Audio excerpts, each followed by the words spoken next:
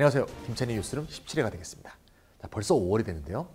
5월쯤이 되면 수험생 입장에서는 공부를 꾸준히 잘 해왔기 때문에 순조롭게 수험 생활이 진행이 되고 있고, 한 달 남은 6월 모의평가에 대한 기대감도 굉장히 높아지는 그런 학생들도 있을 거고요. 때로는 좀 5월이 정도 되니까 이제 좀 공부를 좀 하는 것 같다, 이제 좀 수험생이 된 것 같다, 이런 생각을 좀 늦게 깨닫는 그런 학생들도 있을 것 같습니다. 어쨌건 다들 처한 상황은 다르겠지만 딱 6개월 남았습니다. 반년 남았습니다. 반년만 좀 더 노력하고 집중하고, 시간에 따라서 밀도가 달라지는 거니까 나의 1시간은 당신의 1시간과 같지 않다, 이런 생각을 갖고서 1시간 10분, 1분에 자신의 모든 것을 투여할 수 있는 그런 수험생활을 하시길 바랍니다. 자, 오늘의 주제는 말이죠. 고3 수험생, 또 재수생 수험생뿐만 아니라 고2 학생, 고1 학생들도 관심을 가질 만한 그런 주제가 되겠습니다. 주제는 특성화학과가 바로 주제가 되겠습니다. 자, 특성화학과라고 하면 최근에 굉장히 관심이 많죠. 왜 관심이 많죠? 크게 한 두세 가지 이유 때문이죠. 제일 중요한 이유는 일단 장학금 혜택을 무시할 수 없겠습니다. 많은 학생들이 사실 대학 등록금 마련이 어려워서 휴학을 했다가 돈을 벌고 또 대학 다녔다가 또 등록금 마련하기 위해서 또 휴학했다가 돈 벌고 다시 대학 다니고, 이런 학생들이 굉장히 많습니다. 또는 학교 생활하고 또는 아르바이트 생활을 병행하는 그런 학생들도 있고요. 그래서 일단 장학금 혜택이 있다는 거 매우 중요한 거고요. 또한 유학에도 큰 특전이 있는 경우도 있고요. 가장 중요한 문제, 최근에 청년 실업이 굉장히 큰 문제가 되고 있죠. 그래서 취업에 대한 많은 혜택들이 있는 거, 취업을 보장하고 있는 그런 특성화학과도 있죠. 따라서 이런 한 두세 가지 이유에서 특성화학과들이 굉장히 인기를 끌고 있습니다. 오늘은 특성화학과에 어떤 것들이 있는지 각 대학별로 쫙 일람해 보도록 하고요. 사실 굉장히 많죠. 모든 대학이 다 특성화학과를 내세우고 있는 상황인데요. 대표적인 특성화학과를 한번 살펴보고, 또 들어가려면 어떻게 해야 되는지, 또는 어떤 특전들이 있는지 이런 걸 살펴보는 진로를 겸한 그런 시간을 좀 마련해 보도록 하겠습니다. 먼저 말이죠. 특성화학과가 어떤 것인가부터 한번 살펴보면 말이죠. 특성화학과는 보통 21세기가 되면서 2000년대 초반부터 주로 많이 등장하기 시작했습니다. 보통 각 대학이 그 대학을 대표할 수 있는 대표학과를 육성해야겠다, 이런 생각에서 출발하기도 했고요. 또는 4차 산업혁명이란 말도 요새 많이 나오고 있죠. 산업계의 수요가 변화하고 있는데, 변화하는 산업계의 수요에 맞는 새로운 고급 인력, 고급 인재를 양성하기 위해서 필요해진 학과를 만들어내는데 특성화학과를 활용하기도 했습니다. 그래서 지금은 이제 특성화학과가 굉장히 많아졌는데요. 특성화학과가 생길 때는 크게 두 가지 과정을 통해서 만들어졌습니다. 첫 번째는 보통 기존에 있던 학과들 몇 개를 합쳐서 만든 경우가 많죠. 보통 이제 4차 산업혁명이 나올 때 융합이라는 그런 어떤 주제가 많이 포커스가 됐죠. 융합이라는 건 결국 여러 개의 학문 학과를 모은 것이기 때문에 여러 개의 학과를 모아서 새로운 융합 특성화학과를 만든다는 것은 특성화학과의 어떤 목적에 부합하는 그런 어떤 과정이었다고 볼 수 있겠죠. 두 번째 방법은 말이죠. 애초부터 그 대학을 대표할 만한 유명한 학과였던 것을 좀 더 발전시켜서 특성화학과에 편입을 시켜서 특별히 육성하는 식으로 기존 학과를 발전시킨 그런 두 가지 케이스가 있습니다. 학교마다 좀 차이가 있고요. 어쨌건 장학 혜택이나 취업 보장에 아주 적합한 그런 특성화학과들이 많이 마련되어 있는데요. 아무리 장학 혜택이 있고 아무리 여러 가지 특전이 있다고 해도 자기 적성에 안 맞는 과라면 가시면 안 됩니다. 절대 적응하지 못하고요. 사람은 자기가 재밌는 일을 해야 돼요. 먼저 내 적성이 무엇인가 체크해보고 그 적성에 맞는 특성화학과가 있다면 잘 진하게 꿈을 키우시는 게 좋겠다, 이렇게 말씀드릴 수 있겠습니다. 자, 그러면 각 대학별로 어떤 특성화학과가 있는지 한번 살펴볼 필요가 있습니다. 자, 뒤편을 한번 쫙 보이시죠? 쫙 뜨는데요. 굉장히 많습니다. 자, 먼저 말이죠. 가천대가 딱 보이는데요. 가천대 보이시죠? 가천대의 대표적인, 자, 오늘은 말이죠. 특성화학과 중에서 굉장히 많으니까 인문계만 먼저 다루도록 할게요. 오늘 인문계하고 다음 시간에 자연계를 하도록 하겠습니다. 자연계가 좀 더 많습니다. 아무래도 4차 산업혁명, 이거는 자연계하고 좀 밀접한 연관이 좀 더 많겠죠. 자, 오늘 인문계 보겠습니다. 가천대 인문계 특성화학과는 저기 보이시겠지만 글로벌 경영학 트랙, 뭐 경영학인데 앞에 글로벌이 붙으니까 특성화학과가 된 거죠. 뭐 많이 아시겠지만 특성화학과가 출연하면서 영어가 많이 쓰여요. 뭔가 기존에 한글로만 쓰이던 학과하고 과 이름이 구별돼야지 특성화과가 부각이 될 수 있겠죠. 그래서 글로벌이란 말이 상당히 많이 사용되고 있습니다. 세계화 시대 아닙니까? 자, 두 번째로는 금융수학과 보이죠? 아주 독특한 건데요. 원래 저 금융수학과의 시작은 수학과예요. 그러니까 자연대였습니다. 수학과를 하다가 이름이 몇 번 바뀌면서 수학금융정보학과로 바뀌었다가 2015년에 지금의 금융수학과로 바뀌었습니다. 금융수학과로 바뀌면서 반대도 바뀌었어요. IT 대학이라는 자연계열에 있다가 경영학과 인문대로 편입이 된 그런 과입니다. 이름을 딱 보면 금융수학과니까 어떤 특성이 있는지 아시겠죠? 수학을 금융에 어떻게 적용할 것인가 그런 내용이 되겠습니다. 수학이 금융에 어떻게 적용될까? 쉽게 이해할 수 있죠. 예를 들면 내가 은행에 다닌다.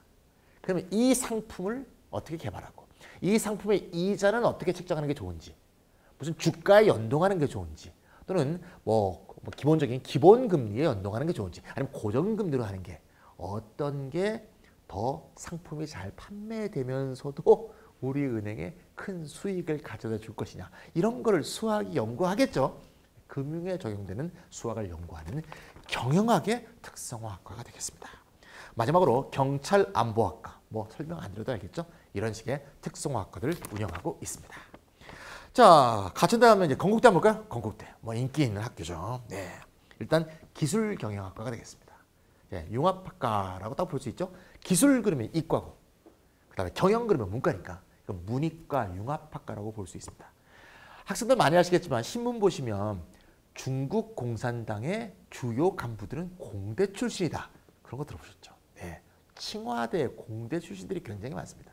즉 경영이란 분과도 발전하고 있는 기술적 측면에 대한 이해 없이는 충분히 경영 능력을 발휘할 수 없는 그런 단계에 지금 돌입하고 있죠. 그래서 융합학과들이 경영의 측면에서도 이과와 융합하는 경우가 점점 늘어나고 있습니다. 그래서 건대가 기술경영학과를 운영하고 있습니다. 또 글로벌 비즈니스 학부, 당연히 경영학을 확대한 특성화학과가 되겠습니다. 지금 보니까 말이죠. 주로 인문계열은 경영 경제 쪽이 좀 많네요. 아무래도 취업이 잘 되는 학과고 그중에서도 경영 경제를 더 특성화시켰을 때 더욱더 학생들의 어떤 고급 인재로 양성하기에 또 도움이 된다. 이렇게 대학들은 생각하고 있다. 이렇게 볼 수가 있습니다. 자, 그다음 이제 국민대 가볼까요? 국민대. 네, 국민대는 뭐 건국대하고는 이제 멀죠. 북쪽에 있는 학교죠. 예, 국민대는 말이죠. 학과명 자체가 아예 영어입니다. 제가 아까 얘기했죠. 영어를 많이 쓰게 하는데 영어가 붙은 게 아니고요. 아예 다 영어예요. 보이시죠? 네, KMU. 이건 국민대를 말하죠. 국민 유니버시티. 인터내셔널 비즈니스 스쿨. 보통 비즈니스 스쿨은 경영대학원을 가리키는데 이건 학부 과정이니까 경영대학원의 과정을 학부에 구현했다. 이런 식의 느낌을 갖고 있겠죠. 역시 경영 트랙이 되겠습니다. 동국대는 잘 아시죠? 동국대의 가장 대표적인 학과 경찰행정학부가 있죠. 이게 아까 얘기했죠. 두 가지 경로가 있는데 원래 인기 있던 학과를 특성화학과로 발전시킨 케이스 그런 경우가 되겠습니다. 압도적으로 점수가 높죠. 어쨌건 나오기만 하면 뭐 취업이야 큰 문제가 없는 그런 학과가 되겠습니다. 자, 그럼 또 다른 학과 한번 볼까요? 다른 대학 아주 인기 있는 서강대로 한번 넘어가겠습니다. 서강대 특성화학과로 서강대는 사실 큰 학교가 아닙니다. 굉장히 작은 학교입니다. 학생 수가 2,000명이 안 됩니다. 한 학년이. 그러니까 작은 학교인데 그중에서도 빛나는 학과가 하나 있죠. 네, 완전 영어로 되어 있습니다. 네, Art and Technology. 벌써 이거는 아트하고 테크놀로지 융합이니까 인문과 자연 융합뿐이 아니라 인문, 자연, 예술 융합이죠. 네. 대학에서 스스로 내세우는 것은 인문학적 상상력, 그다음에 예술적 감수성, 기술적 능력 이 세 개를 합쳐서 융합적으로 발전시키는 그런 학과다라고 내세우고 있고요. 수시에서 모집하기 때문에 말이죠. 많은 학생들이 특히 여학생들이 정말 성적이 우수하고 아주 능력 있는 많은 학생들이 지원하려고 하고 있고요. 문과도 아니고 이과도 아니고 완전 융합학과입니다. 따라서 들어가기는 참 만만치 않습니다. 하지만 꿈을 키워볼 만한 좋은 과라고 볼 수 있겠죠. 자, 그다음에 숭실대가 있네요. 숭실대는 융합 특성화 자유전공학부. 자유전공학부가 생긴 거는 아마 다 아실 텐데 로스쿨이 생기면서 로스쿨 인가를 받은 대학들은 법학과가 사라지게 됩니다. 그래서 법학과에 해당하는 그 인원이 남게 되니까 그 인원을 여러 과로 분산시키기보다는 자유전공학부 또는 자율전공학부 등을 만들어서 인원을 융합적으로 운영하는 경우가 많은데요. 연세대처럼 없어진 경우도 있습니다. 하지만 운영이 되고 있는 학교들도 많고요. 운영하는 과정에서 지금처럼 융합 특성화를 해서 자유전공업을 좀 더 융합적 특성에 맞도록 운영해보자. 이렇게 발전시키기에 숭실되고요. 이건 최근에 결정된 겁니다. 그래서 2017학년도에 학부가 신설되었다. 사실 자유전공업부가 융합적으로 사실 운영해야 될 대표적인 학과죠. 자유전공이 뭐예요? 뭐든지 두루두루 배워서 나를 융합적인 인재로 발전시키겠다는 건데 사실 굉장히 어려운 일이죠. 어쨌건 숭실대가 야심차게 진행하고 있는 거니까 계속 귀추를 주목해 볼 필요가 있는 그런 융합학과가 되겠습니다. 자, 여러 학교들이 많은데요. 또 다른 학과 볼까요? 서울시립대죠. 시립대는 역시 두 번째 케이스에 해당하는데요. 아주 인기 있던 학과를 발전시킨 경우입니다. 시립대에서 가장 인기 있는 학과는 대표적인 세무학과가 되겠습니다. 전통적으로 세무사 시험, 더불어 공인회계사 시험에서 엄청난 합격자를 만든 그런 세무학과가 되겠죠. 세무학과 있고요. 성균관대 볼까요? 성균관대는 대표적으로 글사명제가 있죠. 글경, 글재, 글리, 글로벌 붙어 있는 세 개가 대표적인 경영, 경제, 그다음에 정치, 외교 이 세 개 분야를 전부 다 융합 특성화학과로 만든 대표적인 케이스가 되겠습니다. 글로벌 사명제는 제가 이전에 뉴스룸에서 진행한 적이 있습니다. 그래서 김찬희 뉴스룸 6회에서 진행했습니다. 거기 글사명제에 대한 설명이 나오는 한양대 입학처장님도 특별히 출연하셨고요. 그래서 한양대 얘기와 성대 얘기를 특별히 다루는 시간이 있습니다. 그걸 좀 참조하시면 진로를 확장하는 데 좀 더 도움이 되실 것 같습니다. 자, 그럼 또 인기 있는 학교 중앙대 가볼까요? 중앙대는 이제 특성학과가 굉장히 많은 학교입니다. 한번 볼까요? 네, 그래서 인기 있는 학과들 딱 보이시죠? 대표적인 게 이제 공공인지학부인데요. 공공인지학부는 원래 행정학과하고 법학과. 법학과가 이제 로스쿨 되면서 법학과가 일단 자유전공학부로 바뀌었다가 그 구법학과와 행정학부가 합쳐진 게 공공인지학부가 되겠습니다. 지금도 행정학과 정책학 전공이 두 개가 있는데요. 중앙대가 아주 대표하는 그런 문과계 특성학과가 되겠습니다. 보통 학생들의 진로는 보통 로스쿨 진로가 제일 많고요. 또는 행정고시를 본다든가 로스쿨과 행정고시를 준비하는 학생들이 굉장히 많은 그런 중앙대를 대표하는 특성학과가 되겠습니다. 두 번째는 말이죠. 국제물류학부. 역시 굉장히 인기 있는 학과죠. 국제물류학이라는 것은 물류를 중심으로 생각하면 되겠죠. 물류는 우리 대한통운이라든가 우리 한진해운이라든가 많이 보지 않습니까? 이런 물류. 어쨌건 물건이 이동을 하려면 물류가 굉장히 중요하고 어떻게 비용을 적게 들이면서도 안전하고 신속하게 물건을 이동시킬 것인가. 이건 굉장히 중요한 문제고요. 이제 세계화 시대에서는 이것이 국제적으로 이루어지고 있죠. 그래서 많은 졸업생들이 보통 물류에 관계된 그런 회사에 취직을 많이 하고 있고 혹은 관세사 같은 시험에 합격해서 관세사로 자신의 진로를 가는 그런 경우도 있습니다. 역시 연봉이 굉장히 많은 그런 직업에 해당하죠. 또 그다음 인기 있는 학과는 여기 보시더니 산업보안학과. 진짜 중앙대는 특성학과를 참 문과가 잘 뽑은 것 같아요.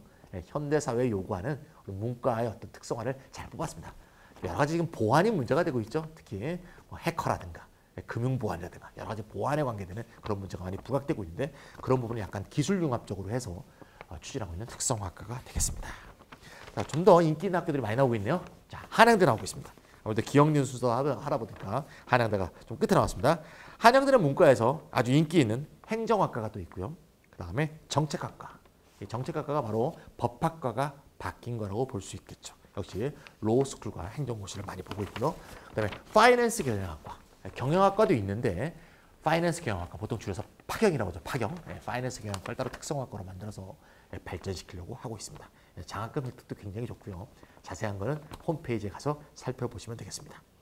자, 몇 개 학교를 가천대부터 이제 한양대까지 기억부터 희어 순서로 쫙 봤는데요. 이거 말고도 굉장히 학교가 많습니다. 한번 보세요. 굉장히 많죠. 아주대, 이화여대, 단국대, 인천대 굉장히 많습니다. 그래서 좀 더 관심이 있으시다면 그 학교 홈페이지 가면 그 학교가 내세우는 대표적인 과들이니까 설명들이 잘 되어 있습니다. 그래서 학과 소개라든가 또는 학교의 입시 요강 같은 데 살펴보면 어떤 특전들이 있는지 잘 살펴볼 수가 있습니다. 지방에도 말이죠. 우송대라든가 영남대, 동아대, 계명대, 한국해양대, 동서대 등 많은 학교들이 특성화학과를 운영하고 있으니까 살펴보시고요. 대입정보 119 자료를 통해서도 살펴볼 수 있을 것 같습니다. 특성화학과를 대학별로 쭉 한번 일별해 봤는데요. 좀 어떤 대학을 좀 찝어서 특성화학과에 같이 진학하면 과연 어떤 특전이 있는 건지 학교마다 다 다를 테니까 학교마다 다 살펴봐야겠지만 다 살펴볼 수가 없죠. 그래서 한 2개 정도 학교를 딱 선택을 해서 이런 특전들이 있구나. 그럼 그에 준하는 특전들이 다른 대학들도 쭉 있을 거라고 볼 수 있겠죠. 그래서 2개 대학을 특별히 보고 특성화학과 인문계의 특전을 한번 살펴보도록 하겠습니다. 꼭 할 만한 대학인데 안 한 대학이 하나 있죠. 한국외국어대가 되겠습니다. 한국외국어대의 경우는 이과가 없으니까 서울 캠퍼스는 이과가 없으니까 특성화학과도 당연히 문과에만 있겠죠. 한국외대를 대표하는 특성화학과는 아예 약자로 돼 있죠. 네, LD, LT.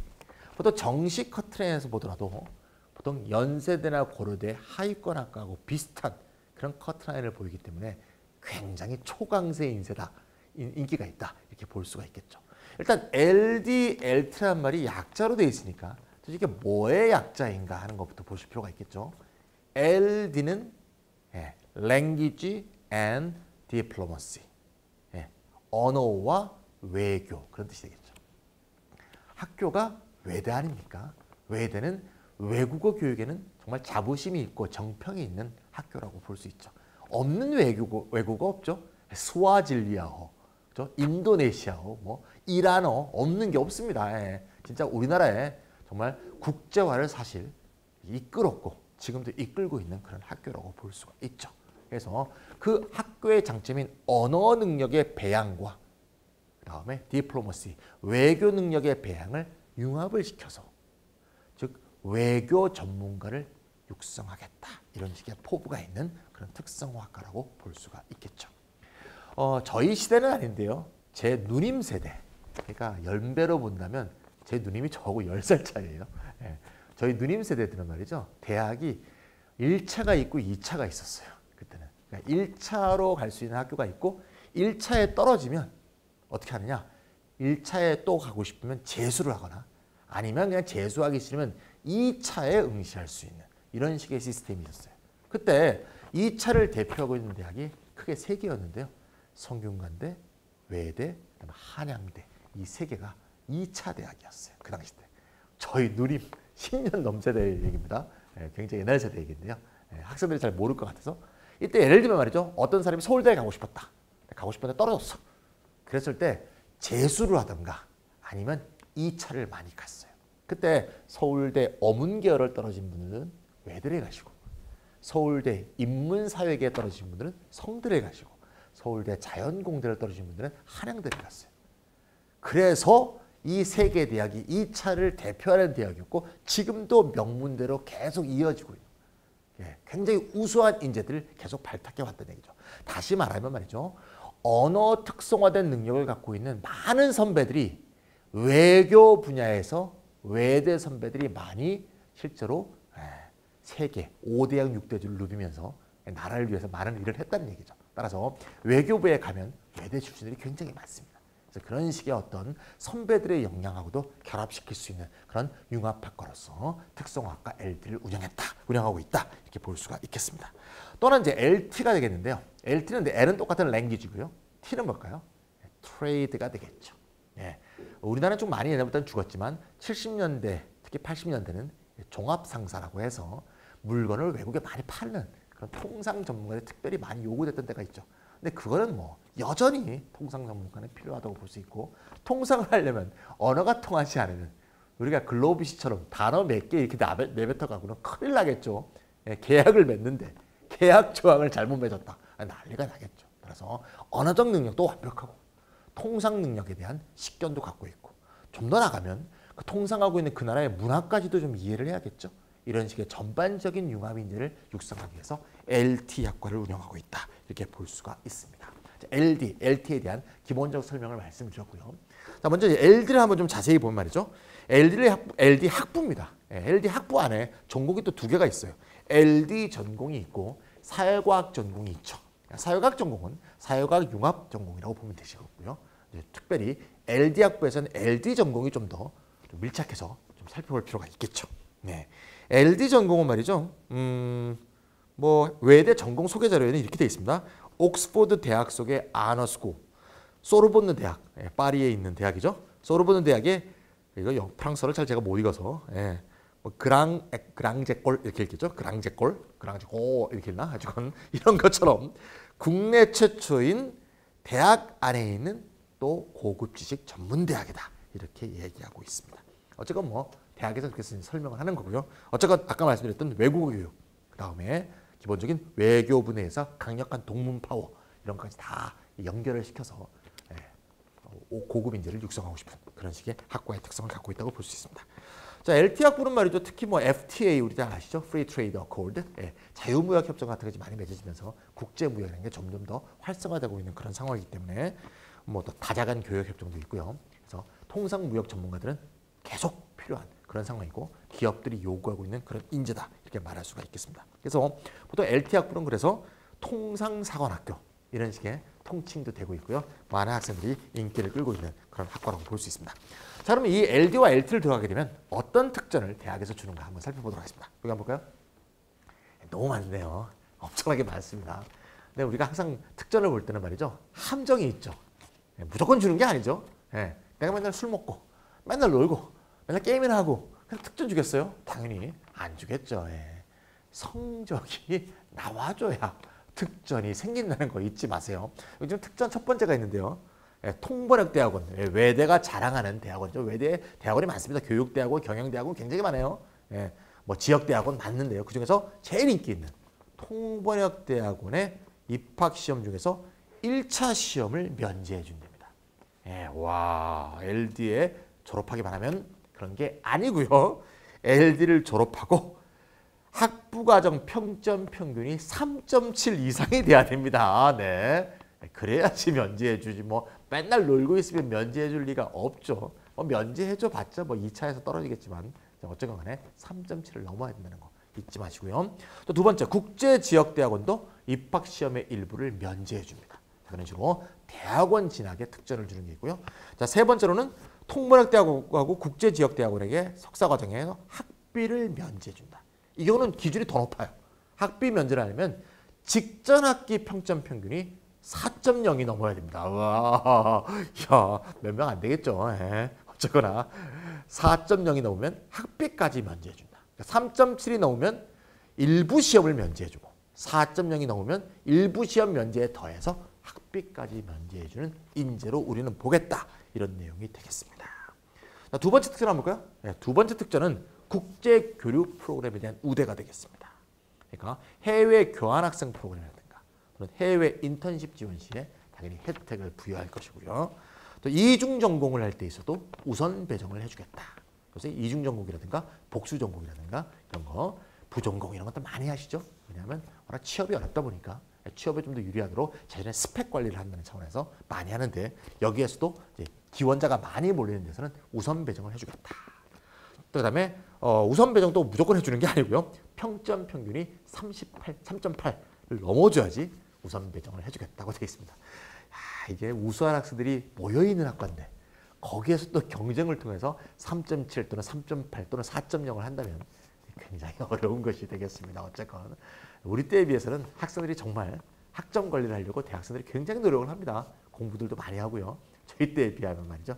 여러 가지 취업상이 어려워진 현실을 잘 말해주는 그런 식의 것이 되겠습니다. 자, 세 번째 특전 한번 볼까요? 세 번째 특전은 이제 공부할 수 있는 면학 분위기 조성을 위한 인프라 제공을 해주겠다. 아까 말씀드렸던 여러 학교의 뭐 세무학과라든가 무슨 뭐 공공인재학부라든가 이런 식의 정책학부라든가 이런 데에서도 뭐 여러 가지 도서관이라든가 기숙사 혜택을 많이 주는데 LD도 그렇습니다. 그래서 1학년 1학기에 기숙사를 우선 입사해 주게 되고 가끔 지방에서 많은 학생이 오면 기숙사가 모자라는 경우가 많죠. 또 기숙사비도 면제해 주겠다. 와, 전용 면학실을 운영하겠다. 우리 고등학교 때 학종 운영할 때 전교 몇 등까지 운영하는 그런 특히 면학실 그런 거 갑자기 떠오르네요. 야, 그런 거라고 생각하시면 딱 이해할 수 있겠습니다. 장학금 이거 중요하죠. 등록금 비쌉니다. 수시로 합격했건 정시로 합격했건 상관없이 수능이 3개 영역 1등급인 학생이라면 근데 수시로 들어와서 3개 영역 1등급이면 굉장히 어려울 수 있겠네요. 어쨌건 간에 정시의 경우에는 열심히 공부했을 테니까 오히려 3개 영역 1등급이 많을 텐데 자, 어쨌건 입학금을 포함해서 4개년 8개학기 등록금 전액을 지원한다. 와, 이렇게 되어 있습니다. 3개 영역이 1등급이어야 됩니다. 다 준다는 게 아니에요. 잘 들으셔야 돼. 그리고 수시 모집했는데 합격했는데 최초 합격자. 예, 그러니까 충원 합격 말고요. 추가 합격 말고 최초 합격자고 정시 모집의 경우에는 미등록 충원까지 다 포함해서 수시하고 정시가 좀 기준이 다릅니다. 어쨌건 입학금을 제외하고 8개학기 등록금의 반액을 지원한다. 이렇게 되어 있습니다. 그래서 수시는 최초 합격했을 때, 정시는 모두 다. 정시의 경우에는 이렇게 추합까지 보더라도 커트라인이 꽤 높기 때문에 반액 줘도 문제가 없다. 이렇게 보신다고 볼 수 있겠죠. 이렇게 정책이 되어 있습니다. 자, LD학부 특전이 정말 많은데요. 성적은 먹어야 되겠고. 자, 그러면 들어가려면 어떻게 해야 될 것인가? 한번 볼까요? 2019학년도 지금의 수험생이 되겠죠. LD학부에 들어가려면 어떻게 해야 되느냐? LD학부는 총 몇 명? 네, 35명을 선발하도록 되어 있네요. 자, 잘 나와 있듯이 수시에서는 학생부 종합에서 6명, 네, 논술에서 18명, 정시는 나군에서 11명이 되겠습니다. 총 35명이고요. 학종은 당연히 수능 최저가 없고요.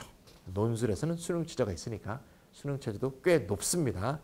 3개 영역 등급합 4니까 잘 확인해서 응시해 주시면 되겠습니다. 이야, 굉장히 높습니다. LT학부는 뭐 수시에 큰 차이 없습니다. 똑같고요. 모집 인원이 21명입니다. 다만 정시에서 나군이 아니고 가군이라는 점 특징이고요. 그래서 가군에는 LT, 나군에는 LD 이렇게도 지원할 수 있도록 가능성을 열어두었다. 이렇게 볼 수 있겠죠. 수시에서는 학종이 5명, 논술은 9명, 그다음에 일반전형에서 7명 해서 총 21명을 모집한다. 학생 수도 매우 적습니다. 그래서 정말 특별한 학생들만 모집할 수 있는 외대 LT, LD 대표적인 인문계 특성화학과를 살펴봤습니다. 자, 한 학교는 이제 살펴봤는데요. 한 학교만 더 볼까 싶습니다. 우리가 좀 상위권 학교를 한번 봤으니까요. 좀 중상위권 학생교 하나 좀 보는 것도 좋을 것 같아요. 자, 한양대 에리카 캠퍼스의 3개 특성화학과를 살펴보려고 합니다. 자, 우리가 에리카 캠퍼스는 안산에 있죠. 실제로 우리가 많은 학교들이 캠퍼스가 1, 2 캠퍼스가 되어 있는 경우도 있고요. 아니면 서울 캠퍼스와 지방 캠퍼스로 나눠서 운영하는 경우도 있는데 지방 캠퍼스에 해당한다고 볼 수 있겠죠. 그래서 에리카 캠퍼스인데요. 한양대 에리카 캠퍼스는 지방 캠퍼스 중에서 가장 인기 있는 캠퍼스 중에 하나죠. 그래서 특히 공대의 경우에는 웬만한 인서울대학보다도 커트라인 높은 이런 경우가 아주 많은 아주 인기 있는 학교가 되겠습니다. 자, 에리카 캠퍼스는 공대뿐이 아니고 인문계도 특성화학과를 운영하고 있는데요. 3개가 대표적입니다. 자, 문화 콘텐츠학과. 콘텐츠랑 붙은 학과들이 굉장히 요새 인기입니다. 문화 콘텐츠, 광고 콘텐츠, 역사 콘텐츠 그런 콘텐츠가 붙은 학과들이 많은데 콘텐츠란 말이 붙었을 때 콘텐츠적 관심을 갖고 있는 학생들이 정말 많이 들어오는 거예요. 그러니까 단지 역사를 책에서 공부하는 게 아니라 이걸 어떻게 시각화해서 시각 정보로 만들고 어떻게 영화를 만들고 이걸 어떻게 만화화하고 뭐 이런 거 있잖아요. 또 게임과 어떻게 연결시킬까? 삼국지 게임 뭐 이런 거. 뭐 이런 거에 관심이 많은 학생이 많아서 정말 이렇게 반짝반짝거리는 그런 식의 어떤 것들을 많이 본다고 그러더라고요. 따라서 이 실제로 이제 문화 콘텐츠 학과가 일단 굉장히 중요하고요.